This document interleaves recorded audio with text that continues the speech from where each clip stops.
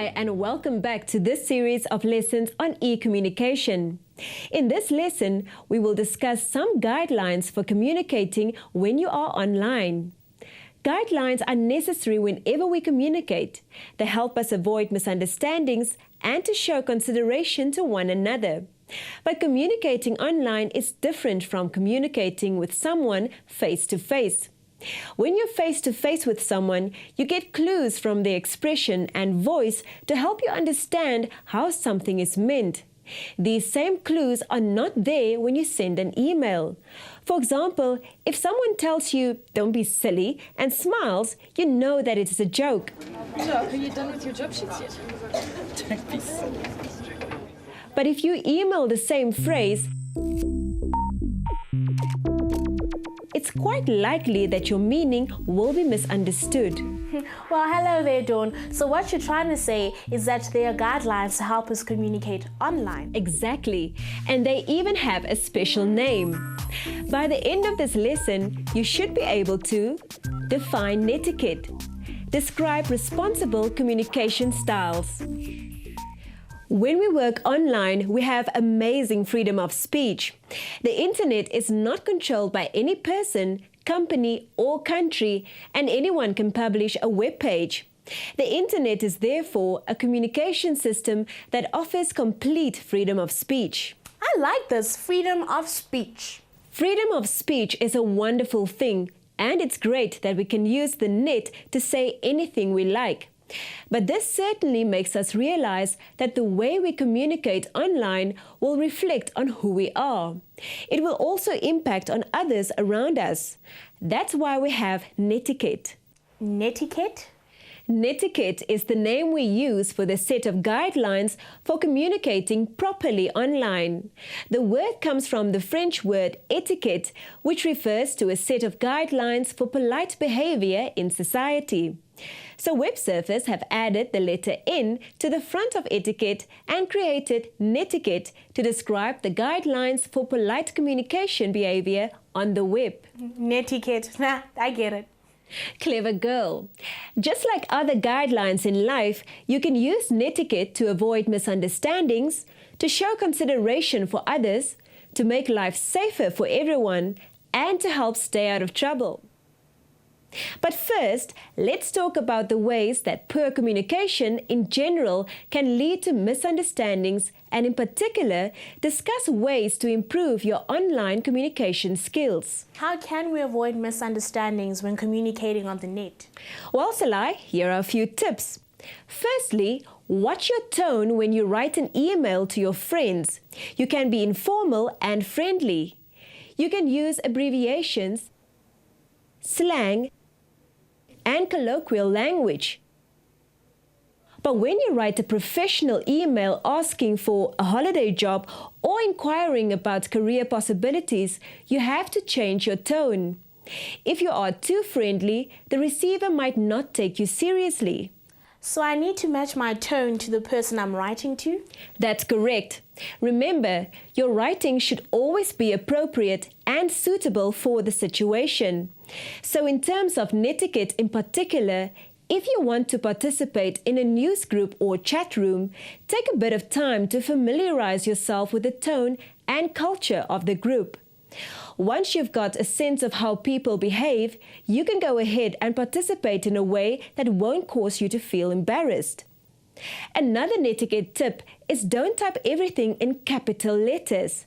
Many people think that writing a sentence all in caps is like shouting. So, if you're in a chat room and you're trying to make new friends, don't type something like this. So if you write a message like this, the other person might think that you're shouting and actually being rude. They might not realize that you're actually asking a simple question. Exactly, Salai. And in fact, you should not use caps like this even in an ordinary email message. Also make sure that every message you write is clear and logical. If you're asking a question, take care to phrase it correctly so that you will get the answer you need. Avoid spelling mistakes. When someone reads a sentence full of spelling mistakes, they might think that the writer is careless or unintelligent. use a dictionary or the spell checking function to check your spelling before sending a message. Also try and get your punctuation right. Good punctuation makes a message much easier to understand. Use the subject line of your email message intelligently. When people receive their emails, they often first look at the subject line to see what the mail is about.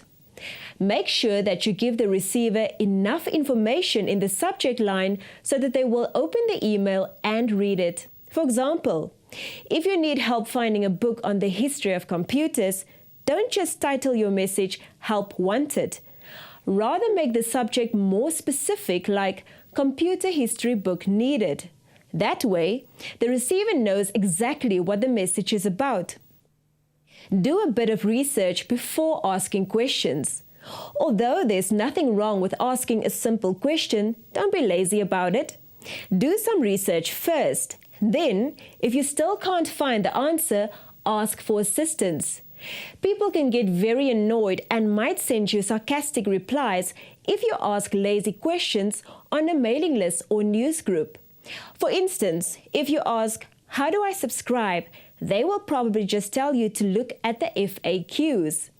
This stands for Frequently Asked Questions, and most websites have an FAQ section which answers some basic questions about the site. Take a look at the FAQs before asking questions or taking part in a news group. Make sure that you send your messages to the correct person. This is especially important if you're using the reply function of your email program. Just remember, if you click on the reply button, you will be replying to the person who sent the original email. However, if you click the reply to all button, your email program will send a reply to every address that appears on the original email. This could be very embarrassing, especially if your email is private. Finally, you can also use emoticons to express what you are feeling as you type. Emoticons? Emoticons are icons or combinations of keyboard keys which can be used to show an emotion. For instance, this is a smile. This is a surprise. This is laughter. This is a frown. This is crying. And this is a wink. You can also create your own emoticons using the various keyboard symbols. Give it a try, it might be fun. Right, those were a few ways to avoid misunderstandings by using good netiquette. Now, let's talk about having consideration for others in an online environment. I'm sure you've all heard the expression, "Do unto others as you would have others do unto you." Well, that's what consideration is all about. But how can you be considerate when you're communicating over the net? Well, Salai, respect other people's privacy. Don't read other people's email, even if you get the chance to. You wouldn't like them reading yours, and you wouldn't go around opening other people's letters, so don't go snooping online. Also, don't give out your friends' email addresses without checking with them first. They may not want everyone to have their contact details. Don't insert large attachments to your emails. In South Africa, many of us still have a slow dial-up connection to the internet. This means it takes a long while to download large files. We also have to pay per minute that we are online. So it can be very expensive when someone sends you a huge attachment that takes 30 minutes to download. Have you ever received a chain letter? You know, the kind of letter that says, if you send this message to 10 other people, you will have good luck forever. Well, chain mail is an electronic version of a chain letter. But what's wrong with chain mail? Well, Salai, have you ever done the math?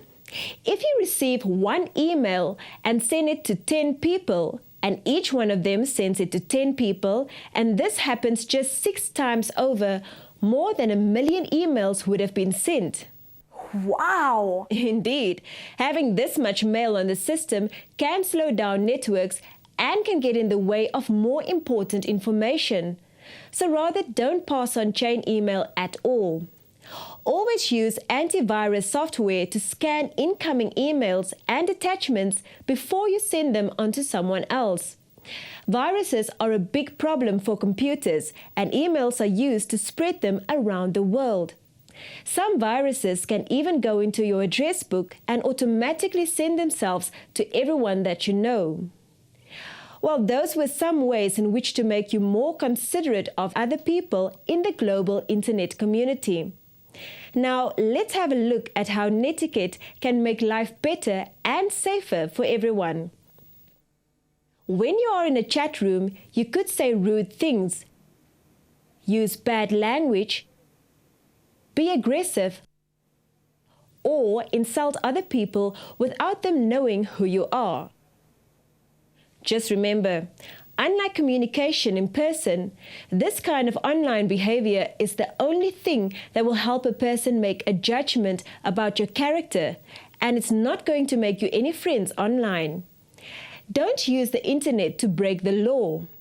There are already internet-specific laws against hacking, fraud, pornography, and illegal copying of CDs, and lawyers are continually establishing new laws to stop crime over the net.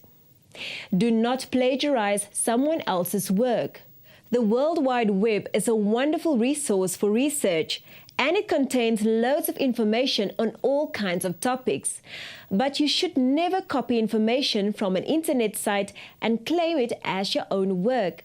This is plagiarism. Instead, you should read all the information you can find on the subject and then put everything into your own words.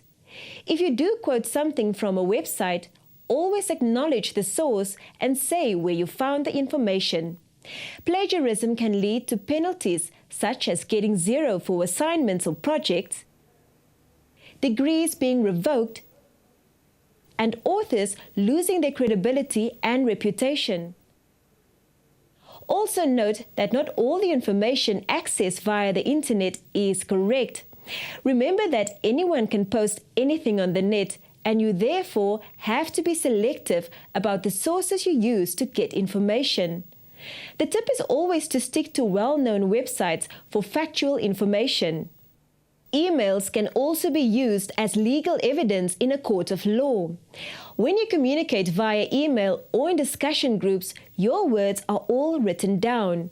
This information could be stored somewhere. So, if you write an insulting letter to a company, they can find it and use it as evidence against you in a court case. And if you admit to stealing a friend's lunch money in an email, that email could one day come back to haunt you. Remember, you can't deny something if it is written down in black and white. Sure, that is scary. Well, this information has definitely been useful, and I'll be sure to use Netiquette guidelines next time I'm communicating. Good, Salai.